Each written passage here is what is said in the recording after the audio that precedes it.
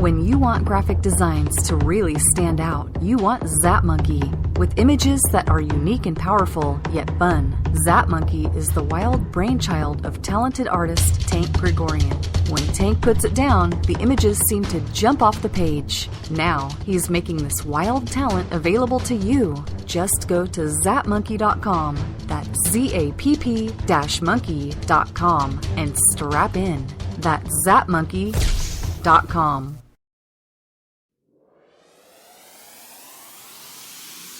Welcome to the Faith Geek Podcast. The Faith Geek Podcast is your weekly source for all things current in geek culture.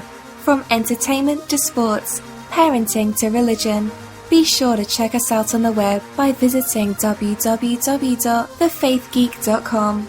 Now, let us welcome Brent Whetstone and Joe Gerbery. Good afternoon and welcome to the Faith Geek Podcast. This is Brent Whetstone. And Joe is not with us today, so I am joined today by my lovely wife, Heather. Heather, welcome to the show. Thank you. As always, we are very excited to have you with us. So, we're going to be talking about Guardians of the Galaxy a little bit today. But before we talk about that, I want to do a wrap-up of Glass City Con, which we just did a weekend ago, and talk a little bit about how awesome that was for their first big year, and then talk about it from a parent's perspective, since we wrote a little bit about that on the blog, and then had the girls write about that. I honestly was opposed to bringing the kids to it. I was there. I'm thinking, like, we're there strictly for business, and here we have the kids with us, going to this convention, and I don't really know how they're going to react or respond to the things going on, but I think they had a great time, and I think it was a good environment for them to really get their feet wet for conventions. What do you think? Yeah, I think really having the kids along makes you evaluate the convention in a whole different way. I mean, you start thinking about things like, the layout of the convention hall, and do they have food available, and how congested is it, and what's the schedule, in a way you don't think about when it's just us. Mm-hmm. Well, my concern is that they weren't going to want to sit through the panels, because we go to a good majority of panels, and then, like, I figured the cosplay competition that they would be really excited to go to, but, like, sitting through panels on, like, we have a 9 and 7-year-old, and they're going to, like, zone out pretty quick. But we went to the Todd Haberkorn panel, and, like, I think they were on the edge of their seat the whole time.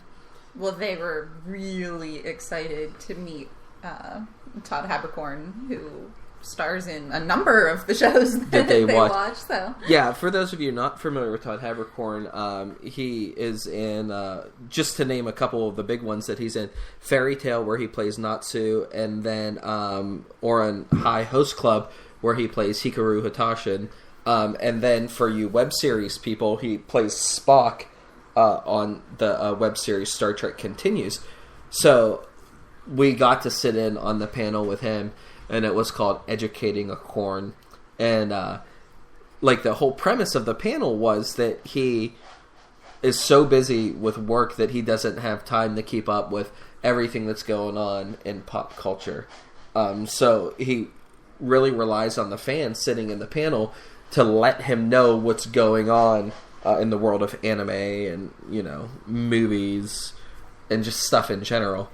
So I thought it was cool, and the kids were responding to him, and they loved him. I think he could have recited the alphabet, and they would have listened raptly. But Heather, what advice would you give parents? Like, we're getting ready to go to MatsuriCon down in Columbus, which is going to be a fairly larger convention because it is in Columbus, and they have a ton of voice actors who are coming in for that. And it is another family-friendly one where they invite the kids to come out to it.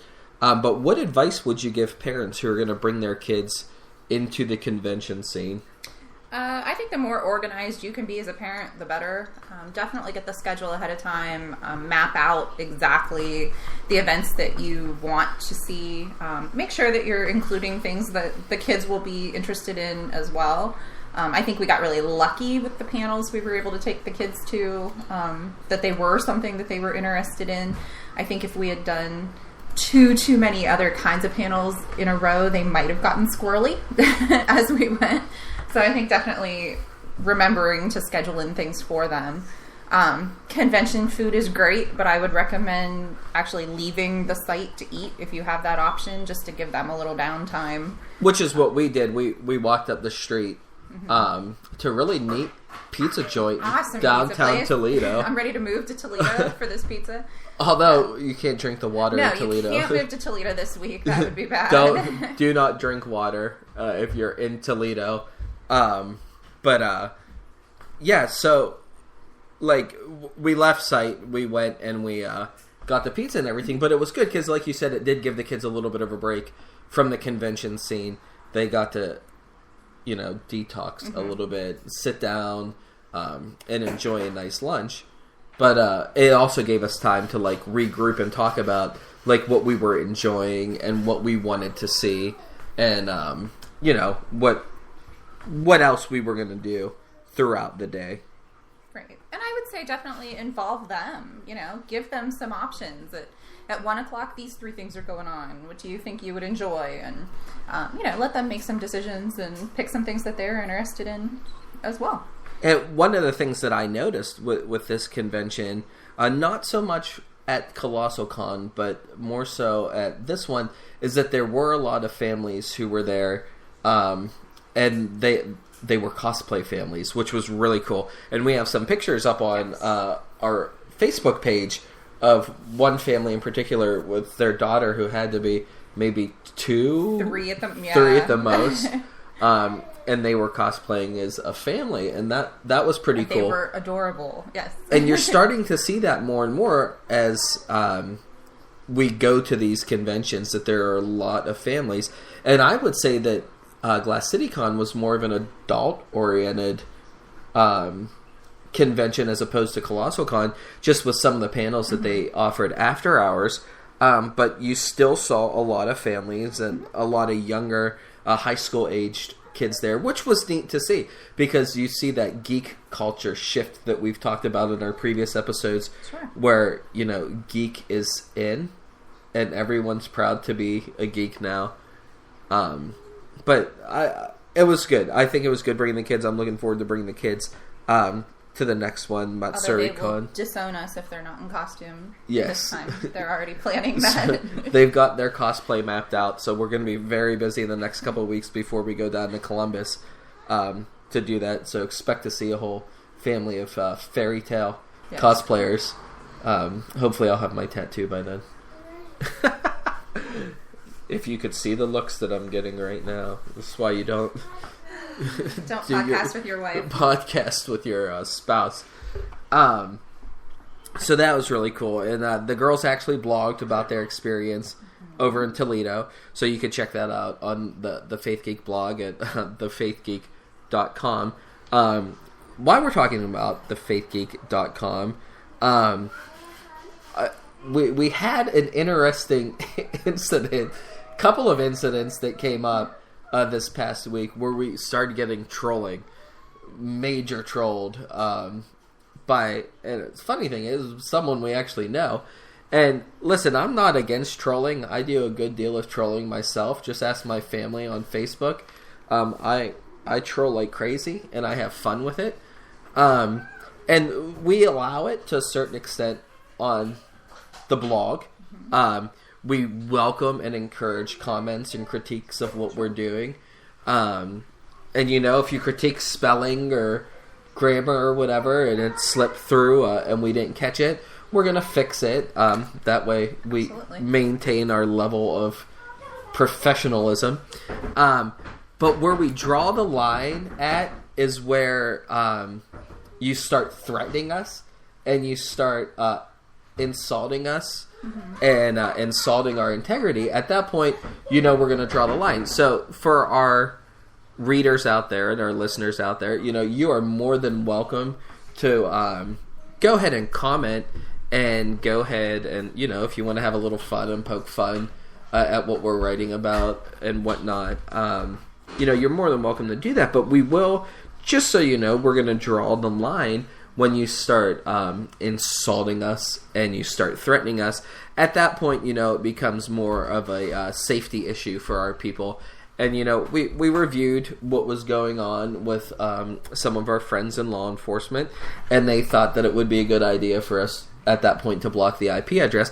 So anyone who has followed the blog and you see comments like that were there and they disappeared, that's what it was. We just consulted with our security people and our legal people, and they said, go ahead and do that. And I just want to take a couple minutes and explain that for anyone who's listening that's also a reader. And, if you listen to the podcast but you don't read the blog, you need to start doing that, because you're only getting like half of what we have to offer by listening to the podcast and not reading the blog. So I just got a text message from Joe, so I had to stop and laugh, so he's probably listening. So make sure you check out the blog, because we have articles coming out daily on there. Joe, if you're listening, I thought you were working, so we podcast without you. So anyway, Joe's harassing me via text message right now. Tell Joe to go write a blog about Jim Thome and the Cleveland Indians. He's listening right now. Hey, he's working. See, exactly. So he's complaining because he's at work, but he can't podcast. Joe, if you want to call in, and we'll put you on air. So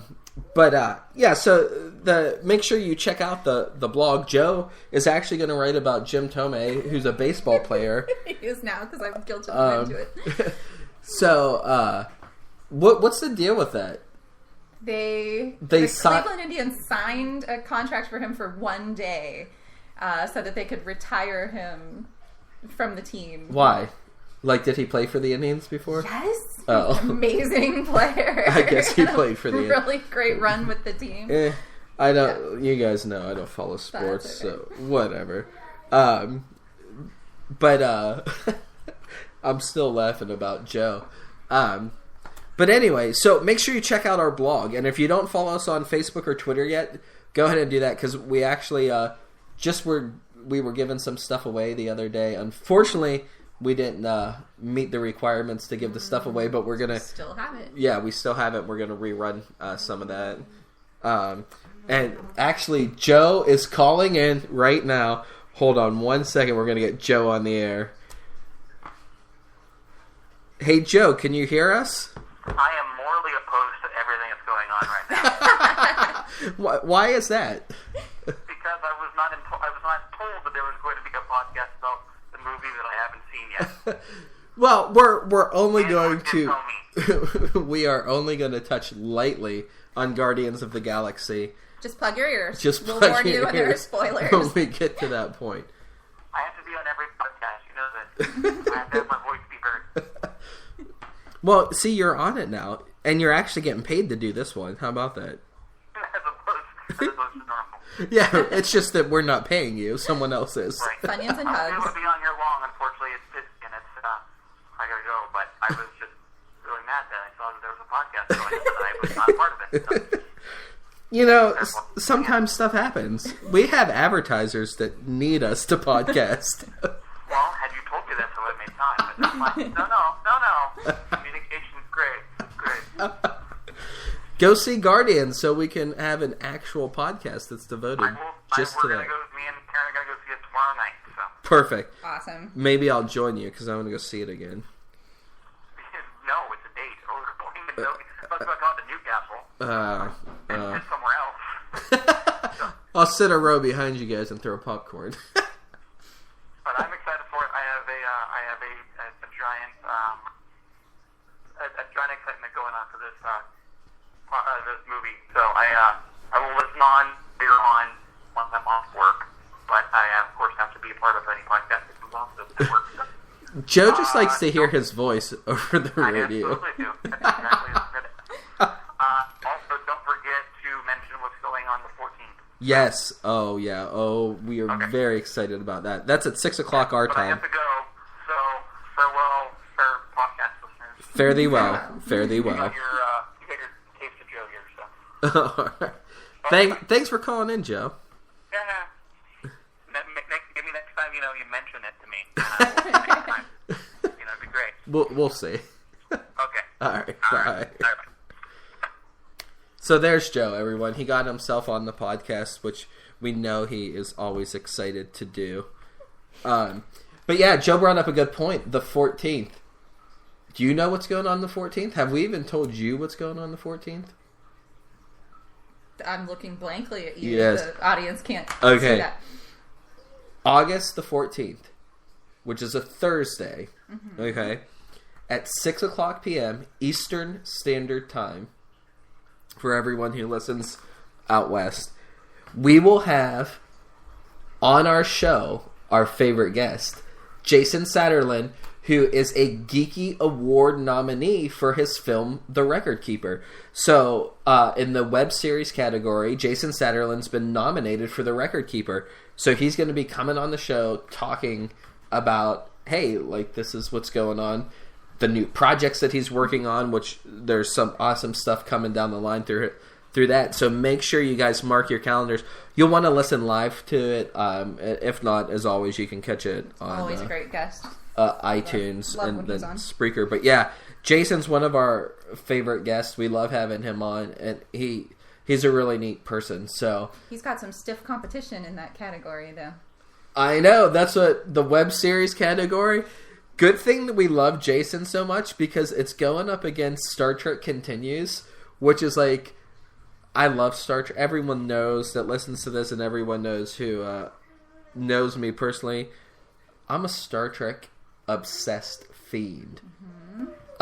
So like, So much so that we were watching Enterprise at 1 o'clock in the morning. yes, I was trying to get my son introduced to Enterprise At 1 o'clock in the at morning. 1 o'clock in the morning.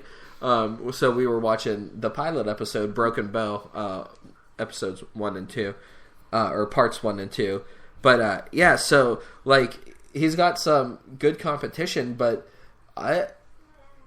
we love Jason, and we want Jason to win that Geeky Award, because he really deserves it for the work that he did on The Record Keeper, which, if you've read my blog, upsets me that To no end. denominational politics get in the way of good art, which is why I won't even go there.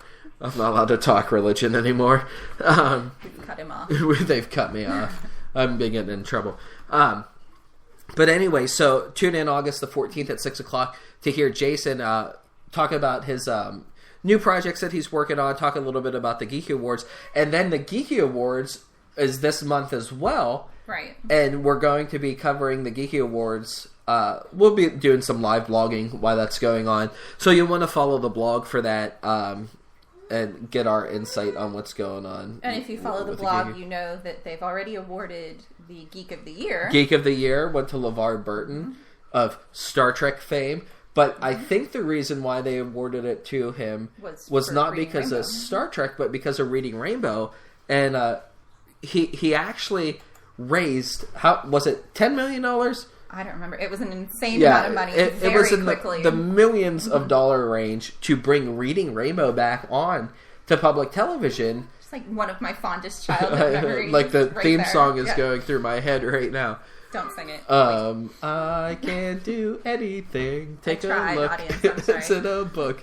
Yeah, I can't sing. We know this. But so that's awesome that LeVar Burton's bringing something back from our childhood that we'll be able to share with our kids. I remember coming home from school and watching the Reading Rainbow. So that was awesome. It got me excited as a kid to read, and I think it'll do that again for more generations to come because of that. So he's already been awarded the Geeky Award for Geek of the Year, which is awesome to see. Someone like LeVar Burton, who is going to make a positive impact in the world because of his geekiness. But so now the most important thing for us to talk about. Joe, if you're listening, don't listen don't anymore. listen. If you're one of the 3 or 4 human beings on this planet living under a rock that have not seen Guardians of the Galaxy yet, turn off the podcast now. Okay, they're gone. Spoilers. There may be spoilers in the next 10 minutes of this show. Okay? Guardians of the Galaxy. Alright, I've got to admit, I had no freaking clue what Guardians of the Galaxy was. Until about maybe 6 months ago.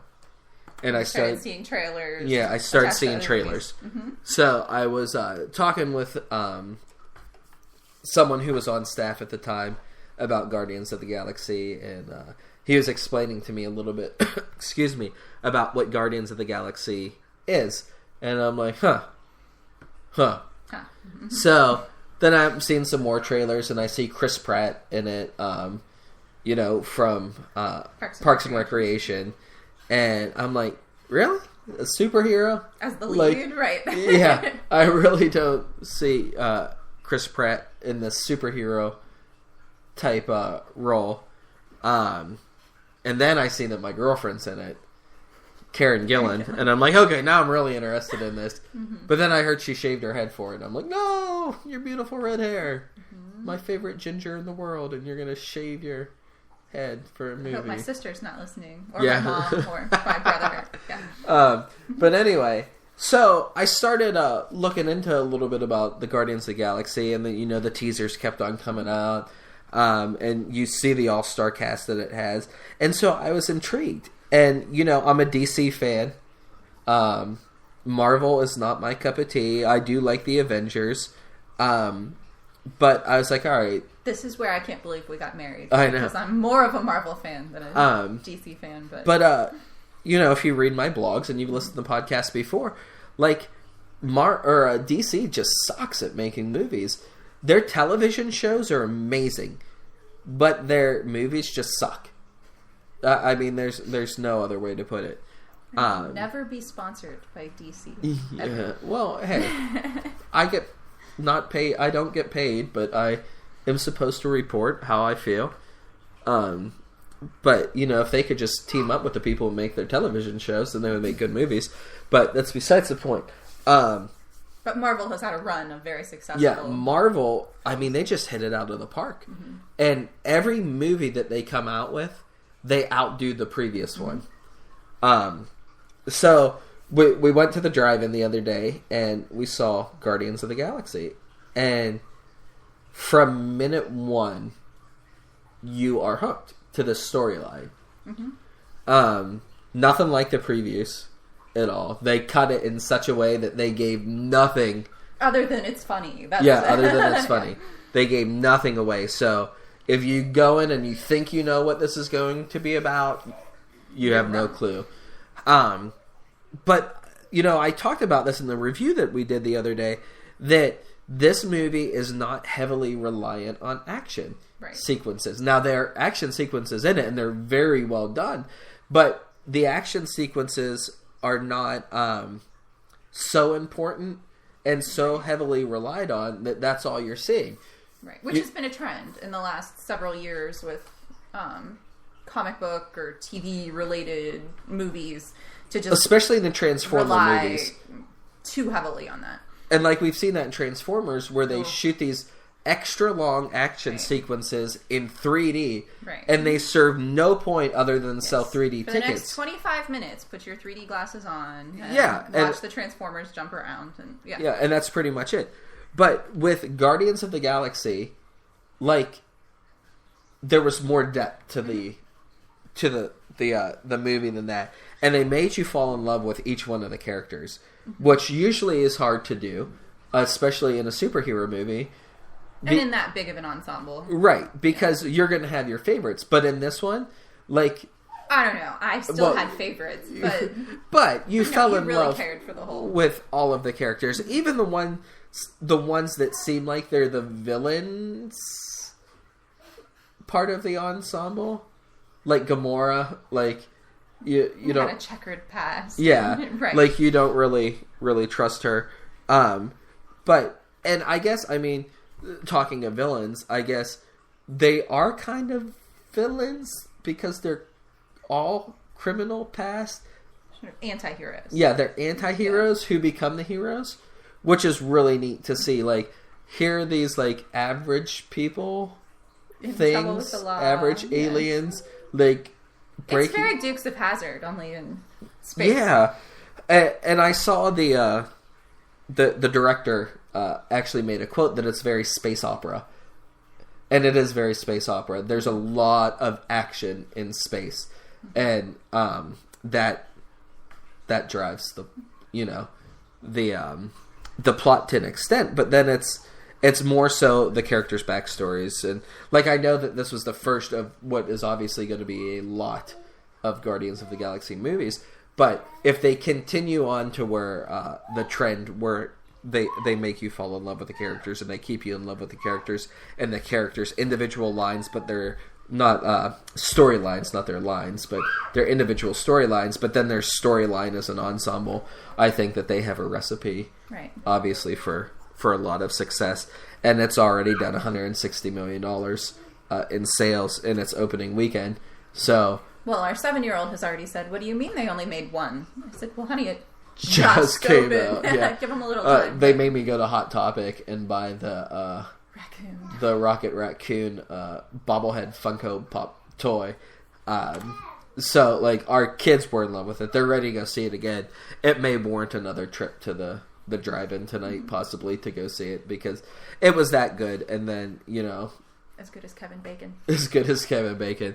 There were so many 80s pop culture references to this, down to the soundtrack. Which was wonderful. Which was awesome. Which we downloaded on the way home from driving.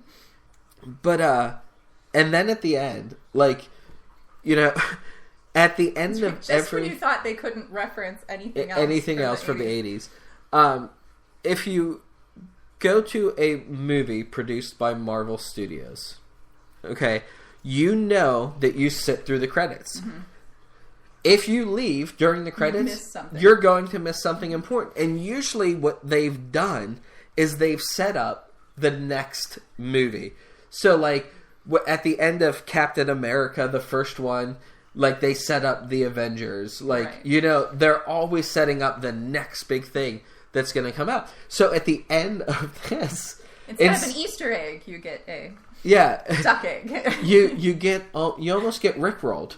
Yes. Like, that's the best way to describe it, because you so get played. You're sitting there and you're waiting for this big thing to happen, and all of a sudden, freaking Howard the Duck. It does not get much more 80s than Howard the Duck. Than Howard the Duck. Yes. So Howard the Duck makes an appearance at the very end. So I just think that it sums up, like, it's the icing on the cake of what Guardians of the Galaxy was. Like, the shout out to the 80s, like, all those pop culture references, and just really the irreverentness of superhero stuff. Yeah. We have our daughter here, so you're going to hear her in the background. Yelling, Mom! But, and that's usually what it sounds like when we're at the drive-in, too. But, like, they sum it all up. Like, they wrap it up and they tie it together with this Howard the Duck shout out. And like I said, it's like we got rickrolled. We're out there and we're waiting to see what this next great Marvel Studios production's going to be. And it's a throwback. To Howard the Duck. So, I mean, I say go see Guardians of the Galaxy. Go see it multiple times. Take your kids to see it. A lot of families there. Yeah. It's very family friendly. There's a little bit of language in it, but it's nothing that the kids don't hear on the playground. So, I'm just saying. So they probably heard it at church too. I hope not. Some of it probably not. But, it's very, very family friendly and it's very fun. And the 2 hours goes by very fast. So, we give it 5 stars out of 3 stars. So, that's how good it was. Yes. We would give it 200% out of 100% if we were grading a paper. Yeah, something like that? Something like that. I don't know. We give it 5 geeks. We give it 5 Faith Geeks, 5 out of 5. In other words, go see it. Like, get out from under your rock. Go see it. You'll keep track of how many guest stars you can spot or hear. Yes. Lots of cameos. But like I said in the blog, call off work if you have to. Run, don't walk. Run, don't walk. It was that good. I'm actually thinking about picking up some of the comics to start reading, just because it was a very neat storyline. But tragic first 3 minutes, and then 180s on you. I thought that was a commercial. I'm not gonna lie. I thought it was a preview for the until the light kicked on. Yeah. Go see it. Spoilers. But yeah, go see it. Go see Guardians of the Galaxy. But we have hit our 30-minute mark, so we are going to call it a day and a night and a podcast. So thanks for listening. As always, guys, make sure you like us on Facebook, follow us on Twitter, check out our blog. There's always new content coming out on that. We love you guys. You are always great. We welcome your feedback. If you're going to be in Columbus the last weekend, or August 22nd through 24th, we will be at MatsuriCon down at the Hyatt Regency in Columbus. So look for us there. We'll be there with our camera on doing our press thing and our kids, hopefully in cosplay. If not, they'll disown us. But yeah, make sure you check us out at MatsuriCon, August 22nd, 23rd, 24th. It's like the Attack on Titan con, because there's so many voice actors from that who are going to be there. So get your tickets now for that. Start watching your flesh eating. Yeah, start watching so that you're ready for Attack on Titan. And if you stay at the Hyatt, they actually have some special incentives for convention attendees. So make reservations there. But we're looking forward to that, and we will be back again next week. So 1 week with Joe. 1 week from today, on the 10th, for our normal podcast, and then we'll be back again on the 14th with Jason to talk about the Geeky Awards. And the 17th, perhaps, to talk about the award show. Oh, yes. Yeah, we're going to have a lot of podcasts coming up and a lot of blogs, so just stay tuned for that. Thanks for listening, guys. You have a great day and a better tomorrow. Thank you for listening to the Faith Geek Podcast. The Faith Geek Podcast is brought to you by thefaithgeek.com, your online Christian resource for all things geek culture. Remember, you can always listen to this and any of our archive shows by visiting www.thefaithgeek.com.